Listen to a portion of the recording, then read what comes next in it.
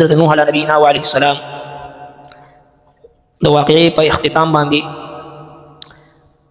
الله تبارک وتعالى هغه حصہ د واقعي ذکر کوي چې کله طوفان نوح ختم شو او د اسمان هغه دروازې چې کوم د اوبو دپاره الله تبارک وتعالى په حکم سره کړو شو هغه بند کړی شوي او ځمکې ته الله تبارک وتعالى حکم فرمایل د اوبو د بندولو او معمول مطابق حالات برابر شو. اوس په دغه وخت کې الله تبارک وتعالى حضرت نوح علیه السلام ته حکم فرمایل کوشه ښکته ځه جودي غر باندې چې د نوح علیه السلام کشتۍ ودرېدلې دا حکم فرمایل چې کوشه ښکته ځه په سلامتیا سره او زما په برکتونو سره او هغه خلکو دپاره هم سلامتیا او برکت دی چې کوم تا سره مؤمنان دی او کم نور خلق نافرمان دی د هغوی دپاره څه وخته پورې په دې دنیا کې فایده به وي بیا به د هغوی دپاره عذاب دردناک وي زموږ د طرف نه. او د بل آیت مبارکه کې آخري د نوح علیه السلام اختتام او مقصد هغه الله تبارک وتعالی ذکر کوي چې دا د غیب خبرې ده چې موږ کوم تا ته بیانو وحي کوو تا ته او د دې واقعې نه د نوح علیه السلام د واقعې نه نه ته خبر وي او نه ستا قوم خبر وي. لهذا د دې واقعې نه جناب رسول الله صلی الله علیه وسلم ته تسلی ده چې د صبر نه کار واخله. مشرکین مکه چې پتا باندې کم ظلمونه کوي کم اظهار ثاني کوي کم سازشونه کوي په هغې باندې صبر کوه ځکه چې بهترین انجام د پرهیزګارانو دپاره دی. قیل ویلی شو یا نوح علیه السلام اهبط ښکته ځه ښکته راشه بسلام منا په سلامتیا سره زمونږ طرف نه وبرکات علیک او په برکتونو سره پتا باندې وعلى ممن معك وعلى او په هغه امتونو او خلقونه چې ممن منعک چې کوم تا سره دي او سنور خلق دي سنمتعهم کوم ته چې به مونږ فایده ورکو ثم يمسهم بیا به هغوی ته ورسیږي منا زمونږ طرفنا عذاب علیم او عذاب دردناک. تلک من انباء الغیب تلک دا ټول من انباء الغیب خبرونه دی د غیبو نوحیها الیک چې مونږ وحي کوو دا تا ته ما كنت تعلمها انت نت باغي باندې پوي دی باغي ولا قومك او نستا قوم من قبل هذا د دین وړاندې فاصبر فصبر کوا ان العاقبه بشک خ انجام خو للمتقین د پرهیزګارانو دی. قیل یا نوح علیہ السلام ته ویل شو اهبط بسلام اهبط ښکته راشه جودي پهاړ نه غرنه ښکته راځه بسلام منا وبرکات فسلامتیا زمونږ سره او په برکتونو زمونږ سره علیک وعلى ممن معک دغه سلامتیا د الله او برکتونه د الله دا د پتا باندې او هغه کسان چې کوم تا سره د هغوی باندې وي. نو دینه دا مسله معلومه شوه چې د وخت پیغمبر هم د الله جل شانه د سلامتیا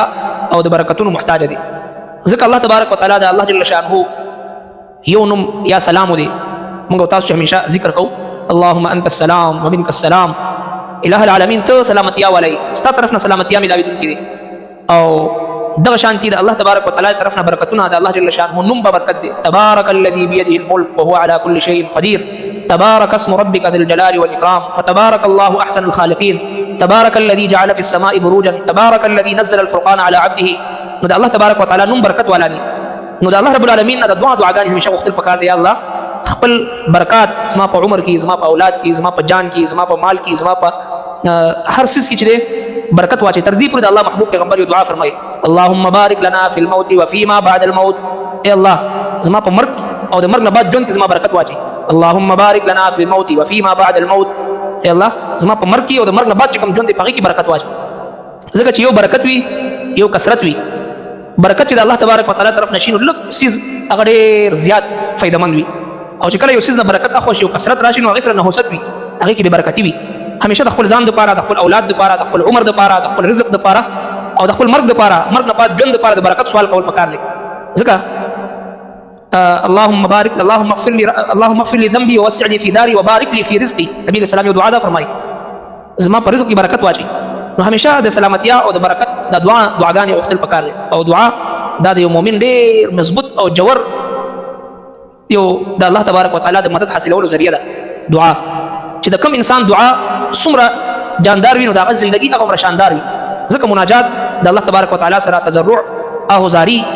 او د الله تبارک وتعالی نه سوال کول د الله محبوب پیغمبر فرمایي چې من لم يسأل الله يغضب عليه چې کوم کس د الله رب العالمین نه سوال نه کوي الله رب العالمین په دبانې قهرناک غضبناک وي دته په قهر وي ځکه د الله تبارک وتعالى در یو واحد داسې در دی چې داغه نه غواړي نو خوشحاليږي چې نه غواړي نو خفه کیږي د دنیا د خلکو نه چې نه غواړي خوشحاليږي چې غواړي نو خفه کیږي واحد در د الله رب العالمین داسې در دی چې څومره سوال کوي عمر خوشحاليږي او چې څومره سوال نه کوي نو دا د تکبر علامت دی یو سړی چې ځان غني او مستغني غني د هر څه نه دی سوال نه کوي دا د متکبرینو نه خره همیشه ګرګډاته وي د الله تبارک وتعالى نه سوال کول پکار دي سره تعلق مع الله د مؤمن زیاتی حدیث پاک کې دوه جهان سردار مبارک فرمایي چې هر څه تاسو د الله سبحانه وتعالى نه غواړي تر دې پوري چې تاسو د پیزار تسمه هم وشليږي دغه تړلو مخکې یو لمحې لپاره د الله طرف ته متوجي شي د الله مدد وغواړي هغه نه پس بیا قدم کوي اگر چې خپل حرکت وکړي خو مخکې به د الله تبارک وتعالى نه د برکت سوال وکړي د مدد سوال وکړي امداد به غواړي خپل کمزوري او ضعف دا بخښکاره کوي بهر حال الله تبارک وتعالى دې ذکر نوح علیه السلام واقعا ذکر کوي چې زمکه ته او زما طرف نه برکت او سلامتی به تاسو لري او چې کوم مؤمنان تاسو لري هغه ته هم زما د برکت او دغه شانتي سلامتی به حاصل وي او کافرانو لپاره به زما طرف نه عذاب وي او بیا اخر کې فرمایي دي واقعي په اختتام باندې تلک من انباء الغیب نوحیها الیک دا د غیب خبرې دی نبی علیہ السلام سره علم غیب نو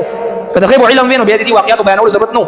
د حضرت آدم علیه السلام او د حضرت نوح علیه السلام په منځ کې 1400 سال فاصله وا او بیا د نوح علیه السلام او زموږ استاد خوب پیغمبر صلی الله علیه وسلم د زمانه په خپل منځ کې 4400 سال فاصله وا او دغه باوجود الله محبوب پیغمبر لګیا دی د نوح علیه السلام د واقعي یو حصہ قوم ته بیانې الله رب کائنات فرمایي چې دا د غیب خبرې چې کوم څه ته بیانوم تاسو علم غیب نشته نبی علیہ السلام سره علم غیب نشته نو 1400 سال بعد د دې صدې یو کسر علم غیب چت نه راتلی دا ټول هغه فاسدانه او باطل عقاید دي چې خلکو ایمانونه تباہ کوي چې رزما یو داسې کس چې د غیب خبرې زما د زړه خبرې ماته کوي الله تبارک وتعالى فرمایي چې محبوب پیغمبر د نوح علیہ السلام واقعا 4400 سال بعد زتا بیانوم ما كنت تعلمها انت ولا قومك من قبل هذا نترى علم او نسل قوم ته علم معلومه شو انبیاء کرام سره هم علم غیب نبی علم غیب دا خاصه خداوندی دا اخبار غیب وی د غیب خبري الله تبارک وتعالى وتخي علم غیب یو د الله نسبه بل چاته نبی نو بیا د نوح علیہ السلام د واقعي خلاصه ذکر کړي فصبر صبر کوا دا مشرکین مکه چې څومره ایذا او تکلیف در رسي ستا خلاف د قتل د جلاوطن کولو د قید کولو دا څومره سازشونه کوي فصبر ته صبر نه کار واخلا موږ تاسو قیامت پورې راتلونکي مسلمانانو ته هم د غم په حالت کې د مصیبت په حالت کې د خوشحالي په حالت کې په اطاعت باندې او په مصیبت باندې په هر حال کې د صبر تلقین دی د نوح علیہ السلام د واقعي خلاصه هغه دا دی فصبر صبر کول ان العاقبه للمتقین بهترین انجام د هغه خلکو چې کوم پرهیزګار خلک وي په مصیبت باندې صبر کوي خپل نفس د ګناه نه صبري او دغه شانتي په نیکو اعمالو باندې صبر کوي د صبر د درې مراتب دي یعنی د ګناه نه خپل نفس صبرول هر ګناه ته خپل نفس نور پرې خودل دا د صبر یو صورت دی دویم په نیکو اعمالو باندې خپل نفس مجبورول دا دویم صورت دی او دغه شان صبر علی المصیبه په مصیبت باندې صبر کول دا درې وړ قسمونه چې کله د صبر په یو مؤمن کې پیدا شي الله تبارک وتعالى صبر کوونکو ته انما يوفى الصابرون اجرهم بغیر حساب به حساب بدلی الله تبارک وتعالى ورکړي چې کوم انسان کې د صبر د ماده وي د نوح علیه السلام د واقعي خلاصه او لبلباب هغه هم دا چې فصبر زما محبوب پیغمبر صبر کوه څنګه چې نوح علیه السلام صبر کړو کامیابی او کامرانی ورته حاصل شو تاسو هم کامیابی او کامرانی په صبر سره حاصلې ربنا تقبل منا انك انت السميع العليم وتب علينا انك انت التواب الرحيم برحمتك